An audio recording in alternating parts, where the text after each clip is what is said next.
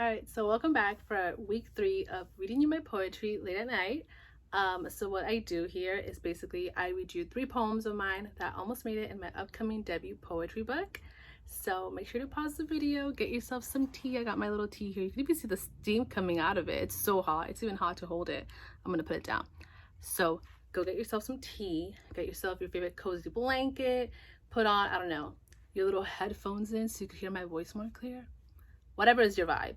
But the gist here is I'm gonna read you these 3 poems, and these are actually, I read the poems before I started filming this, and they're pretty long, so make sure to stick around, and because they're pretty good poems, if I may say so myself.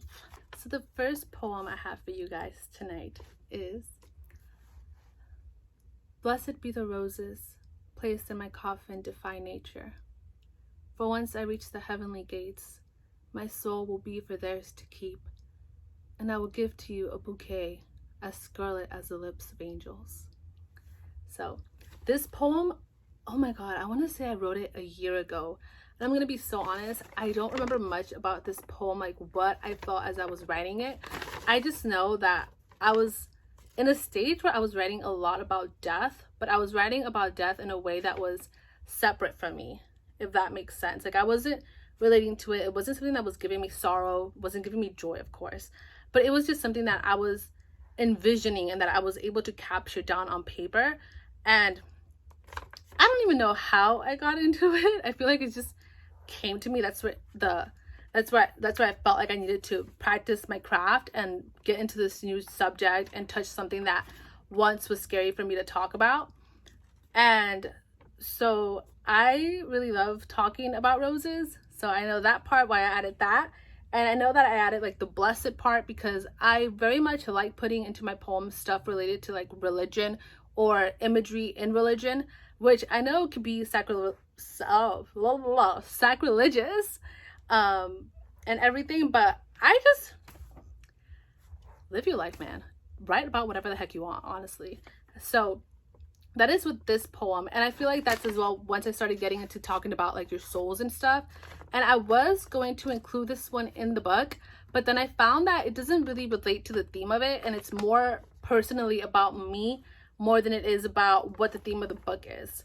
So I didn't put that one in there, so we'll just leave that one there. And now let me get you into the second poem. The second poem is titled Full Moon in Gemini. The last full moon of the decade shines tonight on a purple painted sky, slightly hidden, obscured by the golden coast palm trees. Visions of a third eye flash by, intersecting, meeting the dream world with the real world. One slight misstep is a pathway to an alternate universe, a black hole where stars dust and birds travel inches apart, where the self is at one with time and space, and no other moment is present but the one in which all feeling is let go, and you're susceptible and open to only experience. Perhaps only the third eye is a bridge into a light we can't yet perceive, for the soul struggles to surrender itself into the unknown, but the full moon is an invitation to lose all inhibitions and discover more. I love this poem. Oh my god. So when I started writing these kind of poems about like time and space and our souls and like black holes and just going to these dream worlds, or like, how do you call it, like not astral projecting, but like if you just like getting spirited away, I guess you can say. For no one that knows what being spirited away means, it's actually a movie. I forget the name of the person, and I know people are gonna get mad at me because of that. Spirited away is where basically you're in the regular world and then you get spirited away into like a different world, kind of like Alice in Wonderland, I guess you can say. So I wrote this one, I remember I wrote it on the full moon of Gemini, which was, I believe I wrote this one last year, and I wrote it as I was driving to work. I was driving to work, and it was in between like the sun going down and it was about to be nighttime, and I could see the moon, and I remember the sky was kind of purple, and I went into this world where I was just like, what if a black hole just opened right now as I was driving and I just like rode through it? What would happen? What would I meet there? And I always get into these kind of weird worlds, which I just feel like it's only me, but someone told me that they went to them too. But I felt like I had to capture this on paper, and I'm pretty sure that once I got to work and I parked, I wrote this down, because usually most of my poems honestly come to me as I'm driving, which is frustrating because I can't just pull out my phone and start writing a poem as I'm driving. Of course, don't drive and text. So I'll have to keep that thought in me alive and hope that the line will still be there and be fresh once I arrive to wherever it is that I need to be, and be able to at least get that one line, that one thought, that one stream of conscience into paper, and hope that even then, since it's not so fresh in me anymore, that I can work off from that. Because obviously if I had done it right in the moment, I would have been able to just go off and be free and do whatever it was that I wanted with it. But since it's been sitting in me for a while, especially because my drive to work, whenever I would drive, I would get a lot of traffic, which would be about like an hour or an hour and a half. I would have to just wait and be patient and be like, I hope that this is gonna still be fresh, still be good once I get there. So that's with that. That's with the writing portion of it, because it happens to me so much when I'm driving. And I've had a friend recommend to me to start doing voice messages when I'm driving of the poems that come to me in my head as I'm driving. But the thing is that I have to grab my phone, and I don't want to risk it. And as well, most of the time I'm driving on the freeway, because I mean, I live in LA. I'm going to like so many places. So I can't just grab my phone and start voice recording. And as well, I'm going to get all the noise in the background. So most of the time what I do is I just hope that it's still there once I get to where I need to be. And if it doesn't, I mean, it's lost. It wasn't meant to be, unfortunately. I've lost many good poems because I just was not able to remember it. I was not in the right place at the right time. And I mean, what can you do? You know, you move on, you write more stuff, you write greater stuff probably than that would have came out. But back to the poem, besides that, I really like this one, and I did want to include it in the book because it has to do a lot with time and space and souls and stuff, which is what I like writing about now. But the theme of the book is very, very different to what I write now and what I was writing. Within last year of July is when I started getting more into what I'm writing now, which is about like soul work, healing, time and space. And the book is very much, I still have some poems that are very fresh, very new within the last year and a half, but most of the poems that I wrote are centered around July of last year and before that, if that makes sense. So I didn't include this one because it didn't go with the theme of the book, and I felt like it was much more of a personal one and much more out there. So I mean, I still love it. I'll probably use it in the future, but I don't think I'm going to use it anytime soon for anything that I might work on or might do anytime in the coming months or whatever. So I mean, it is what it is, but it's a good poem. I love writing poems when it's a full moon because I just feel like I get so revitalized and I get all these ideas. I don't know, maybe I'm like a moon witch. No, not really, I'm not, but it'd be cool if I was. So the last poem that I'm reading is one of my all-time favorites that I've ever written.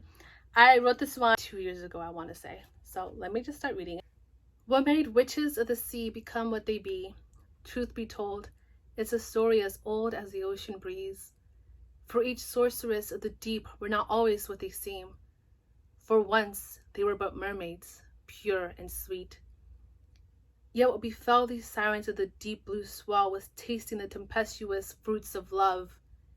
Even the most enchanting wonders so fair, nymphs and nereids beyond compare, do not fare well in the aftermath of a broken love spell. Ever the same, into a descent they fell, left in despair-ridden woe, sinking all alone, soft hearts hardened into stone. Filled with light, hope, and joy, enraptured in visions like the rest, tender hearts so ready to invest, unaware of the unscrupulous ways of man. Playing the game of love, one never knows what gamble is at hand, but it's done anyway, whether the fated bonds blossom and grow or end up no more than a pile of barnacle-covered bones, never to return to land. Here's to hoping the heartache wanes, for that's the price you pay.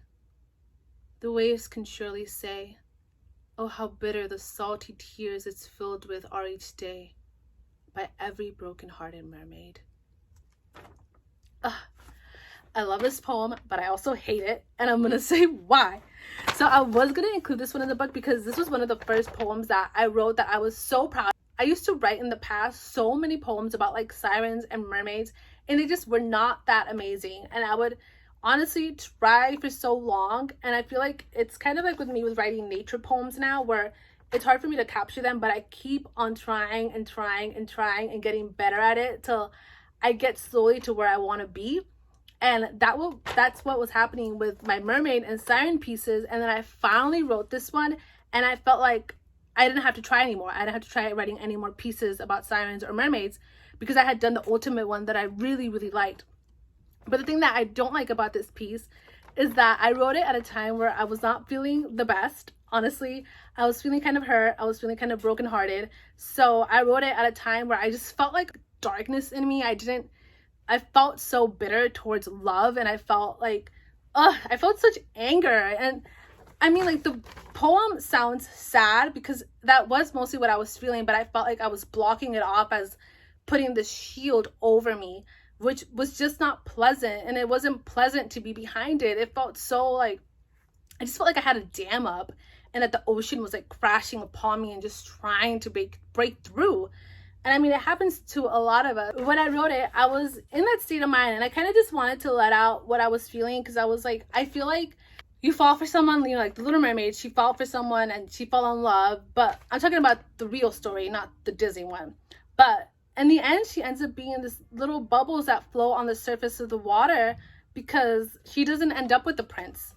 And I just came into that vision, and I started thinking about all like the bubbles on the surface and the salt, how the salt from the sea is from her tears. Because I believe I had read that somewhere. I'm not sure if it was in the Hans Christian Andersen version or if it was in another version, or maybe it's just folklore, mythology, whatever you call it. That's why I had wrote in this one, and I had that vision, and I really wanted to capture how it is once you fall for someone, and then the pain that you go through it, and how you experience what a lot of women, all women go through when you experience the pain of love, heartbreak.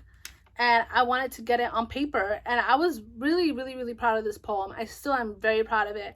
But the only thing that I don't like is that it reminds me of a time that I am not too proud of. But at least I wrote out what I felt, and that's what happens a lot when you write. You write uncomfortable feelings. You're vulnerable when you don't want to be vulnerable, but it has to come out. It has to, because if not, it's gonna fester in you, and it's gonna make you feel so horrible. And then one day you are gonna explode, and all those feelings are gonna come out, and you will not be able to control it. The dam is gonna come down. It's gonna crash. You're gonna crash. You're gonna drown. So I always feel like it's best, like, even when you're feeling so uncomfortable and you don't want to face some feelings, write it out. Just write it out, because it's gonna help you. Even if when you look back at it and you don't like it, you know what? You did it. At least you got through it, and you're better now. But I know that a lot of my friends love this piece, and I'm happy that you guys love it. But your girl wasn't feeling well when she wrote it, so that's the tea. That's the tea, yo. But thank you for joining me and reading these videos. What am I talking about? Reading these poems to you guys. Thank you for those who steadily tune in to hear me read poems. And I do not write notes to these poems, so if I sound all over the place when I'm talking about them, just know that I want to keep it organic, and sometimes my brain just goes flop. But I try to keep it honest. I'm a Gemini, okay? I'm a Gemini, so just keep it at that, but don't say it too much, because then I sound so basic, and like a basic California girl is what they say. Thank you for tuning in. I hope you guys will tune in next week and the weeks after, whatever. Hear my poems, hear me talk. But thank you for tuning in, and have a good night.